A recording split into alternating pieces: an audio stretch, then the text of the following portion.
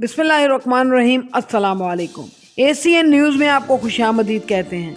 मरी सैरो तफरी के लिए जाने वालों के लिए बड़ी खबर। मरी को आफत ज़दा करार दे दिया गया है।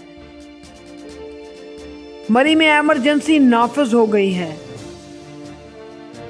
मरी में ट्रैफिक का निज़ाम दरहम बरहम हो गया है। हजारों गाड़ियां फंस गई हैं।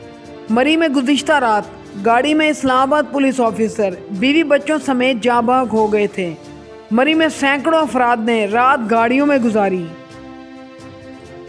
दरख्तों के गिरने और शदीद बर्फबारी के बाइस मुश्किलात का सामना। तमाम रास्ते बंद कर दिए गए हैं। रेस्क्यू 1122 की टीमों का सर्च ऑपरेशन जारी। मरी में फंसे हुए सियाहों को रेस्क्यू किया जा रहा है। शांगला में बर्फबारी का ना थमने वाला सिलसिला जारी। मज़ीद अपडेट्स के लिए हमारे YouTube चैनल को सब्सक्राइब करें और बेल आइकन पर भी क्लिक करें।